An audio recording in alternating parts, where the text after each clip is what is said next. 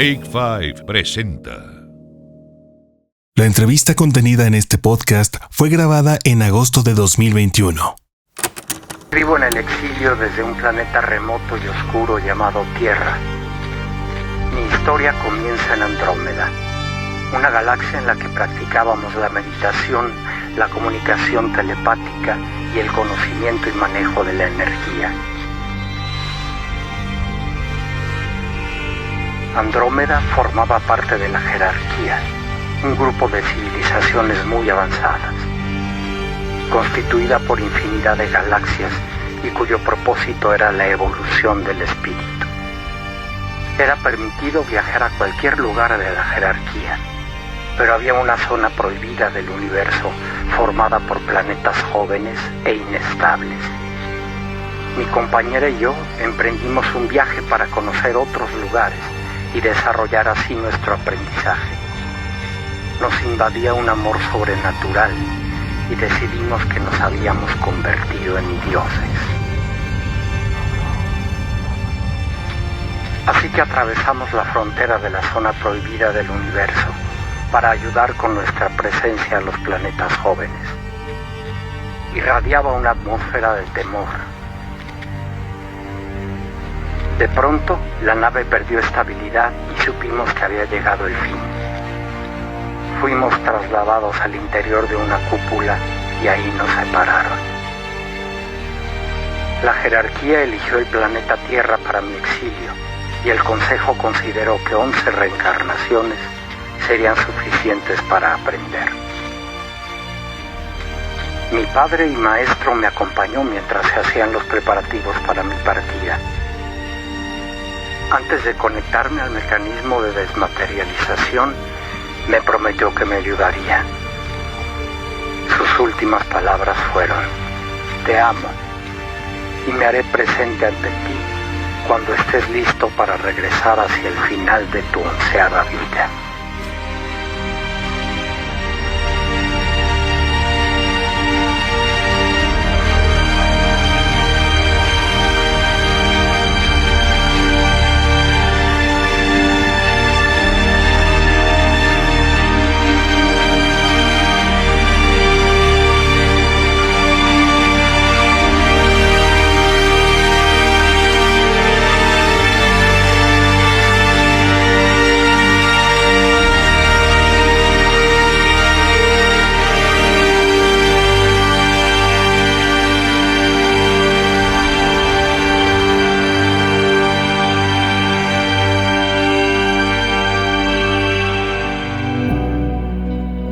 Está con nosotros Ida Cuellar desde lejanas tierras y pues agradezco el tiempo que nos está brindando para esta entrevista. Ida, ¿cómo estás? Hola Gerardo, ¿qué tal? ¿Cómo estás? Muchas gracias por la entrevista. Vamos a hablar de un documental que realizaste llamado El secreto del Dr. Greenberg, que en este momento está en circuito de festivales y un circuito de festivales atípico por la pandemia, donde se ha presentado de manera digital y que justamente platicábamos antes de empezar a grabar que pues ha tenido más exposición de lo que normalmente tendría, porque las plataformas digitales han abierto al público en general la posibilidad de ver estas cosas que al final, si no tuviéramos un pasaporte y no pudiésemos viajar a muchos países, no podríamos acceder a las películas que están compitiendo. Sin embargo, bueno, pues próximamente ya en otro momento hablaremos sobre el estreno. Sin embargo, vamos a checar primero, pues, ¿quién es Ida Cuellar? ¿De dónde viene Ida Cuellar y por qué este nombre ha empezado a sonar mucho? Yo me lo he topado mucho en redes sociales recientemente a raíz del documental, pero también hay una carrera detrás. ¿Qué haces además de este documental? ¿A qué te dedicas y por qué eres un astrodirector como te catalogas en Instagram? Bueno, yo empecé, digamos, haciendo... Bueno, tampoco te voy a hacer toda la biografía porque sería muy larga, pero bueno, yo empecé un poco en el mundo de la música y las performance a finales de los 90 con la llegada del techno y toda esta movida. Y un poco a raíz de esto, de la música, del teatro y de las artes visuales, me empecé a interesar por el cine y fue que empecé a estudiar cine. Entonces, yo he ido alternando. Desde que empecé a estudiar me puse a dirigir muy pronto pues, comerciales, Y eso es un poco lo que me da dinero para luego hacer mis propios proyectos, ¿no? Y así es como he financiado pues varias cosas. El cortometraje que hice en el año 2010, La muerte de Utilia Ruiz, otros 2 o 3, Fashion Films, bueno, cosas que... Y bueno, y todo el documental de Greenberg, de hecho, lo pude financiar a través de, pues, haciendo anuncios, ¿no? Entonces, de alguna manera, es lo que me ha permitido hasta ahora pues dedicarme a lo que me gusta, aunque obviamente hacer comerciales es bueno, pero siempre tenía un poco como este mantra dentro diciendo, bueno, si haces comerciales, que es algo que en un punto está bueno por el lado creativo, luego por el lado del sistema este capitalista en el que estamos, pues también una parte de mí nunca se sintió del todo cómodo haciendo anuncios.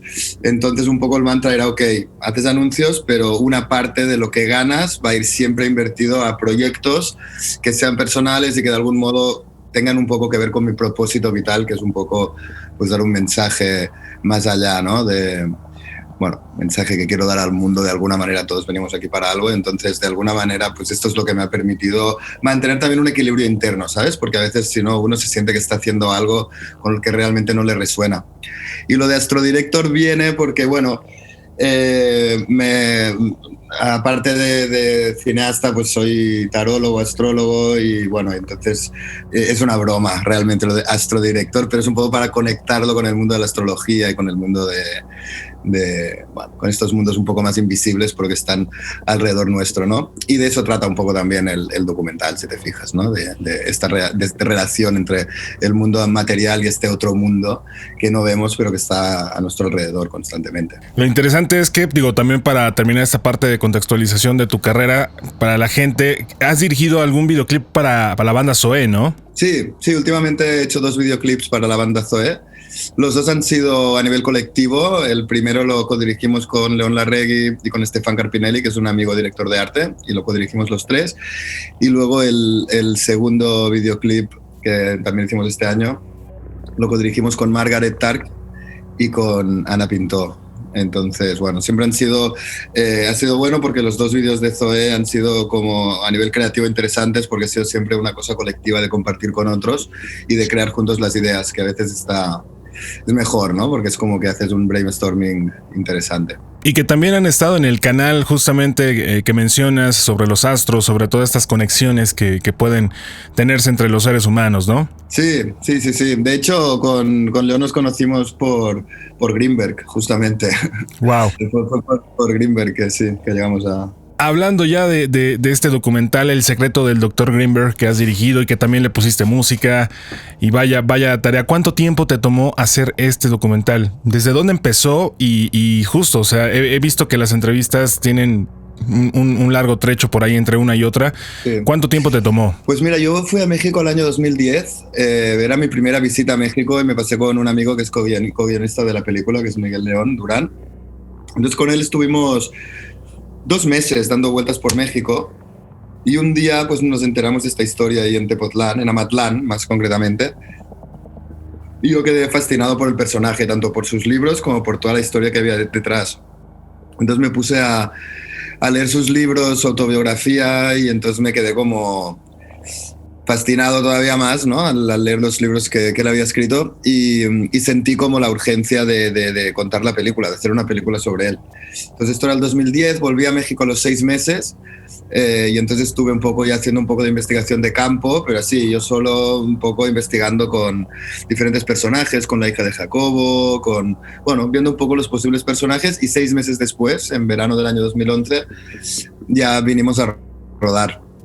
Entonces los tiempos, claro, yo pensaba venir, estar 2 meses filmando la película y luego pues el proceso normal, editar y ya está, y tener una película hecha pues en el año 2012, ¿no?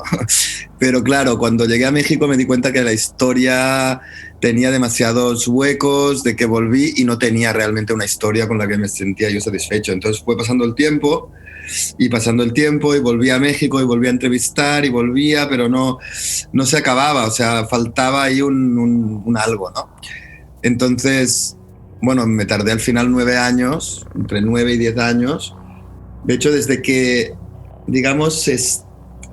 la película, el primer día de rodaje de la película, a que la película salió en el Festival de Málaga, ahí fueron 9 años justos. Si contamos el año donde lo conocí serían 10, ¿no? Pero si contamos del primer día de rodaje hasta que se estrenó en el Festival de Málaga, que fue el primer festival donde se estrenó de manera física, porque había estado en junio en el Festival de Sheffield en Estados Unidos, pero esta sí fue totalmente online. Las demás han sido híbridas. Es decir, que había presentación en cine, pero además había pues presentación online. Pues entonces entre estos 9 y 10 años, y realmente fueron pasando cosas que me permitieron realmente acabar la película. No, era una cuestión de que había unos huecos, todavía hay, ¿no? Porque es una historia que está llena de huecos, de misterios, pero bueno, y fuimos descubriendo cosas hasta que al final ya, después de varios eventos que ocurrieron en el 2017, ahí ya pude empezar a ver la luz al final del túnel, ¿no? Exacto, que quien pueda tener la oportunidad de ver el documental sabrá justamente de estos eventos. No vamos a spoilear nada. ¿Cuánto material dejaste fuera? Porque al final debes tener un corte y a veces no se queda el material fuera porque sea mal calificado, sino simplemente por cuestiones de tiempo.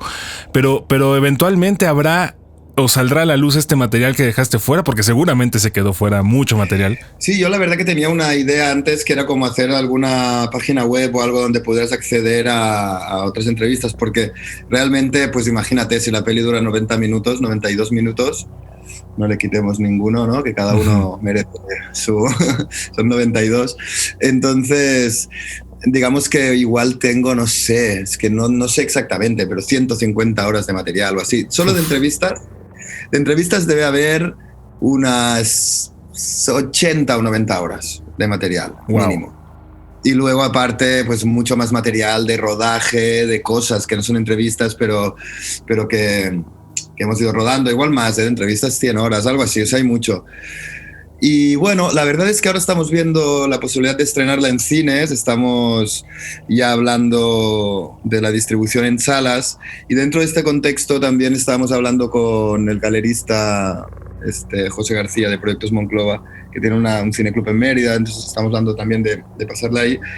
Y estábamos planeando, y esto es algo que no está cerrado, te lo cuento así, pero no sé si va a ocurrir seguro, pero bueno, es la idea de hacer una exposición, porque tienen como un cineclub, luego aparte hay como una sala de exposiciones bastante grande. Y entonces aprovechar este espacio para hacer una exposición sobre Greenberg, con la colaboración de otro artista que es François Boucher, que también ha hecho mucha obra inspirada en Greenberg y también en chamanes y demás.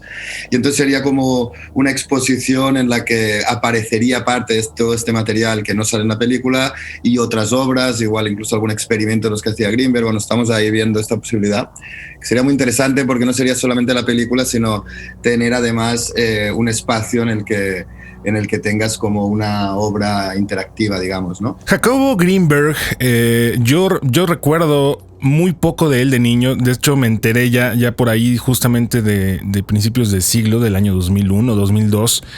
Y después alguna persona me volvió a hablar de él en 2010 aproximadamente. Y por ahí surgió una idea eventualmente para un cortometraje que hicimos entre los amigos, pero que obviamente había poca información. La información era superficial y era lo que te encontrabas en las hemerotecas, lo que había salido en los diarios. Realmente las indagatorias que has hecho gracias a las entrevistas y obviamente estar todos estos 9 o 10 años en investigación abren más el panorama. ¿Tú consideras, y esto lo digo con mucho respeto para todas las personas que seguramente tienen una forma de vida, pero que al final, basándome sobre todo en las entrevistas que brindaba Jacobo Greenberg, y quien se apegaba mucho a la ciencia sobre todo, pero justamente siendo respetuoso de esto, ¿consideras que hay una especie de euforia que se está reavivando, malinterpretando el verdadero mensaje que tenía el doctor Jacobo Greenberg? ¿Euforia qué te refieres a...? Como esta parte donde vienen cierto culto a la personalidad, pero más allá de solamente, de tomarlo en cuenta como, mira, es que lo dice y es verdad, pero no se van más allá de las investigaciones. Es decir, lo mantienen en lo esotérico, pero descartan muchas veces lo científico, a eso me refiero. Sí, te entiendo.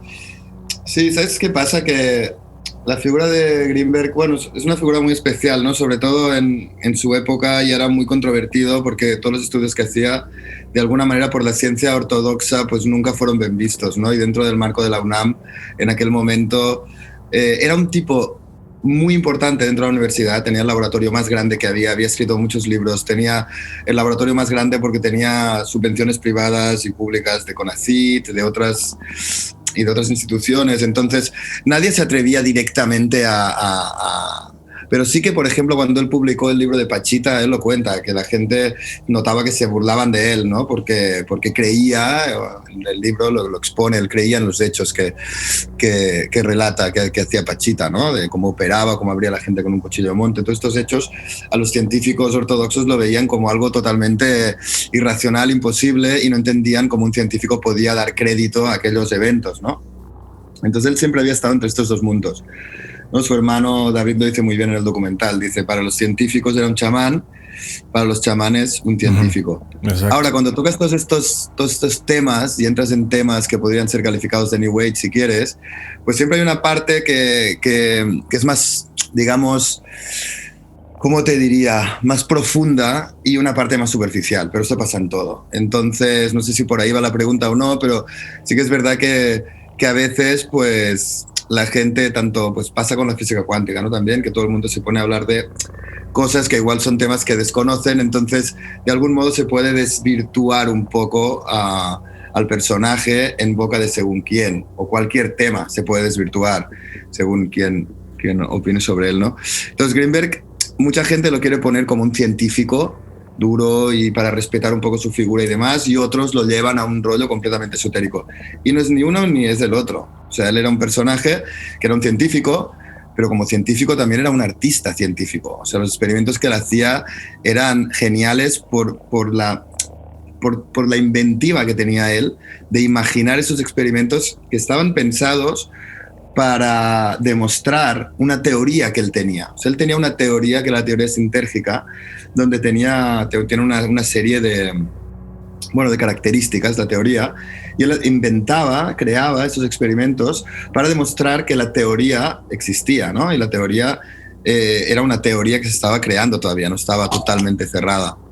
Entonces, es eso, era un personaje que él quería saber, quería explicar cómo funciona el mundo, cómo funciona el universo, cómo funciona la creación de la realidad.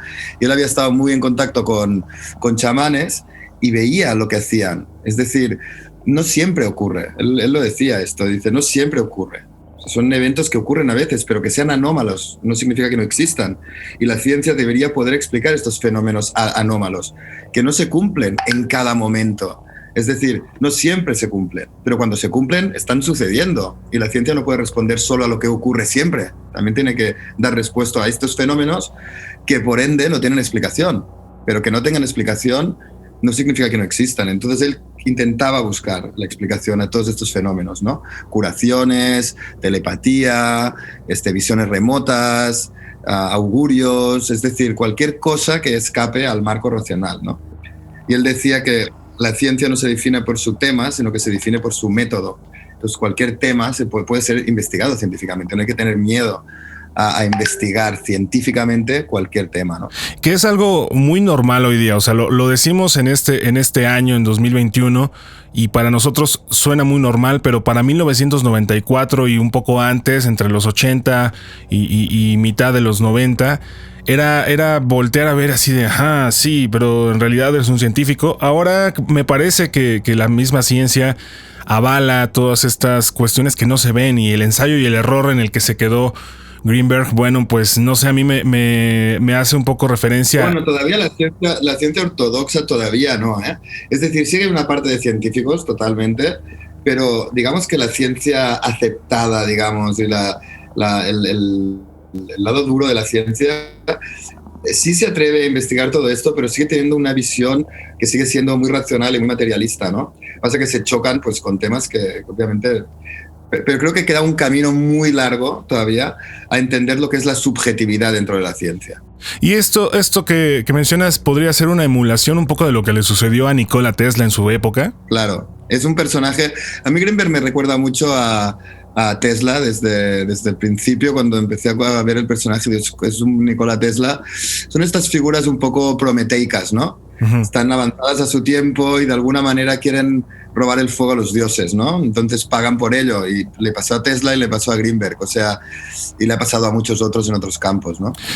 Ida, a raíz de este documental que realizaste y que la verdad tiene una manufactura muy buena, se nota que tienes una concepción de la estética tremenda y sobre todo que no dejas pie a que algo quede mal. O sea, si cualquier persona quisiera comparar este documental con cualquier otro documental hecho, tiene un dinamismo, unas gráficas muy bien afianzadas.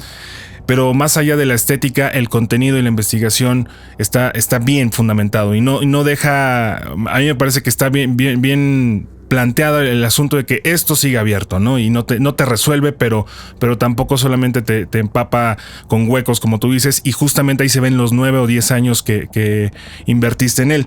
A raíz del documental, ¿hubo algún avance posterior en la investigación? ¿Se revivó algo o todo se quedó igual?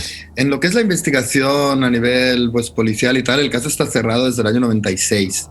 Claro, piensa que han pasado pues 20 y tantos, 24, 25 años, ¿no? 25 ahora.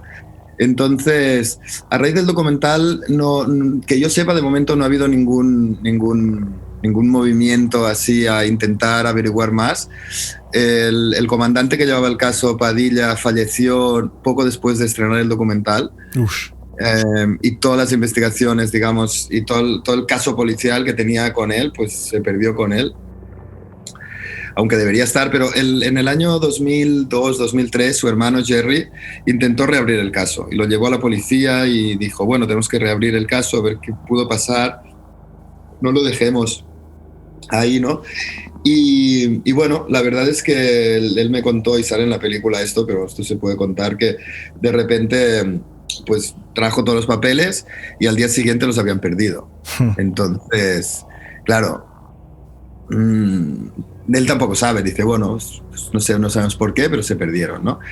Entonces, no, lo que ha habido es interés por parte de la UNAM, por ejemplo, con el documental, desde la Facultad de Psicología, tanto de la opción de poderlo proyectar en la UNAM, como ellos mismos en Facebook, ahora que estuvo en Film en Latino dentro del Festival Documenta, lo pusieron en su página de Facebook. O sea, sí que de repente la UNAM, yo creo que con tanto movimiento y que la gente está hablando del personaje, y ha dejado de ser un patito feo, yo creo, dentro de ahí, porque yo creo que cuando Greenberg desapareció, de alguna manera, no es que lo borraran, pero quedó totalmente postergado, sus libros no estaban en la biblioteca de la universidad, como que realmente personaje del que no se hablaba mucho, solamente la gente que se interesaba un poco y había oído hablar.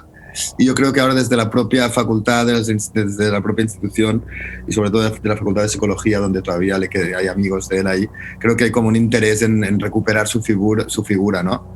Y de alguna manera, a mí lo que más me chocó cuando llegué a México fue que conocí a este personaje, me pareció fascinante. A mí me lo presentaron como el científico más importante que había ido en México en el siglo XX, así es como me lo presentó la persona que me habló de él. Y entonces, claro, yo no podía comprender cómo es que nadie lo conocía. Yo iba por México, ¿qué haces? No sé qué. Digo, estoy haciendo un documental ¿sobre qué? Jacobo Greenberg. O sea, solamente un 5%, y esto, pero literal, de las personas sabían quién era. Entonces yo me quedaba, digo, es muy raro. Y lo fuerte es que en España también, el 5%. O sea, no es que en México se conocía, o sea, se conocía igual en España que en México. En España lo conocía pues gente que estaba dentro de ciertos círculos, ¿no? Y en México pues más o menos igual. Y para mí uno de las cosas fundamentales de hacer la película era recuperar a Jacobo Greenberg y darlo a conocer y decir, oye, existió esta persona, mirad lo que estaba diciendo, mirad lo que le pasó, porque creo que tiene un mensaje que dar al mundo, ¿no? Y quizás en este momento más todavía. Entonces creo que ahora, mira, al menos esto se ha logrado, ¿no? Porque ahora preguntas Jacobo Greenberg y ya muchísima más gente sabe de su existencia.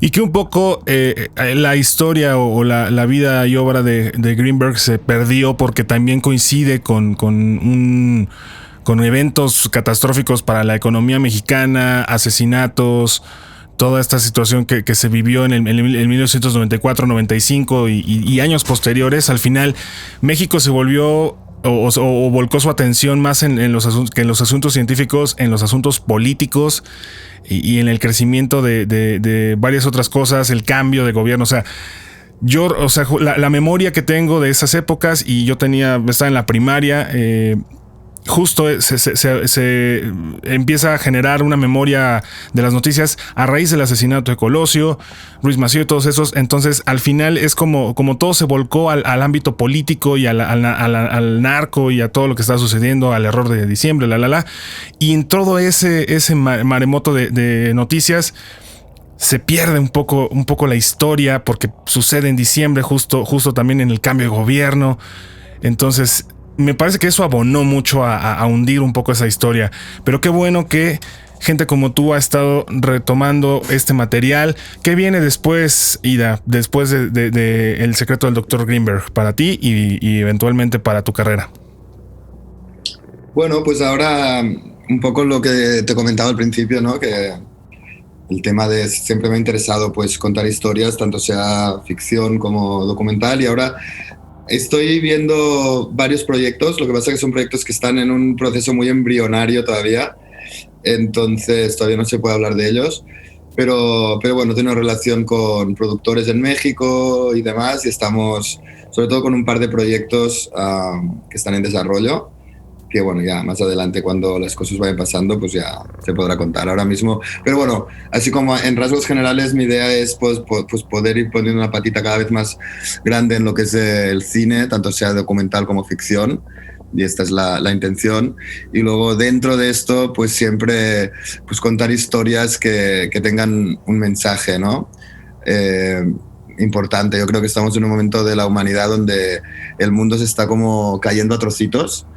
Yo estoy en Dubái ahora mismo y mira, estoy en Dubái y digo, es como si fuera una especie de caricatura de la sociedad en la que vivimos todos en Occidente. O sea, es como una caricatura, me refiero a una exageración, ¿no? Uh-huh. Es como una ciudad donde solo es vicio, lujo, dentro de una sociedad totalmente autoritaria donde hay una falta de libertades absoluta. No puedes hacer una llamada de WhatsApp, por ejemplo, ¿no? Por decirte algo. Es un mundo totalmente hipócrita, o sea, de una hipocresía bestial, pero es exactamente el mundo en el que vivimos nosotros. Lo que pasa es que esto es en exagerado. Entonces es como, si te pones una caricatura, es como que los defectos los ves en una magnitud superior, ¿no?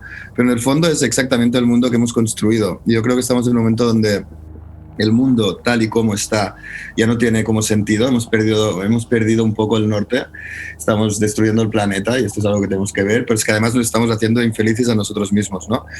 Entonces, esto es un mensaje optimista, aunque parezca pesimista. Yo creo que lo que nos toca aquí a nosotros es dejar de hablar ya de los problemas, de todo lo que está mal y empezar a hacer algo para cambiarlo, ¿no? Y entonces, a mí digamos que los proyectos que estoy ahora, que quiero llevar a cabo, van un poco en esta dirección, ¿no?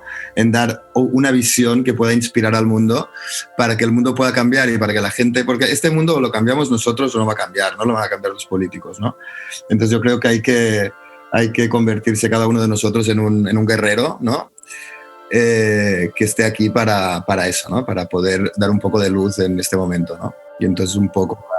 Sin duda alguna estaremos pendientes de todos estos proyectos que todavía están en pañales, pero que seguramente también estarán difundiéndose y serán de gran ayuda, así como pues este documental creo que da la muestra, ¿no? De lo que si la gente lo puede llegar a ver, eventualmente, si el contenido que vas a ofrecer es justamente de la talla de este documental, valdrá la pena muchísimo que se transmita ese mensaje y estaremos pendientes para difundirlo, y ojalá tengamos otra entrevista justamente para esos proyectos y para otras cosas que seguramente hay mucho de qué hablar contigo, por lo que escucho, por lo que he percibido en redes sociales. Por cierto, ¿cuáles son tus redes sociales? Realmente las dos que usas son Facebook e Instagram. En Facebook está El secreto del Dr. Greenberg como tal, o sea que ahí vamos dando un poco de información de lo que viene viniendo. Y en Instagram es Ida Cuellar, es mi Instagram, así un poco de trabajo y personal, ambas cosas juntas. Perfecto, bueno, pues ahí está Ida Cuellar, quien desde Dubái nos está recibiendo vía digital. ¿Algo que gustes agregar? Pues nada, en fin, creo que hemos hablado bien de muchas cosas, sobre todo darte las gracias por la entrevista. Y bueno, ya iremos hablando en el futuro. Y nada, espero que estéis todos muy bien. Perfecto, pues ahí estuvo Ida Cuellar con nosotros, director del documental El secreto del Dr. Greenberg.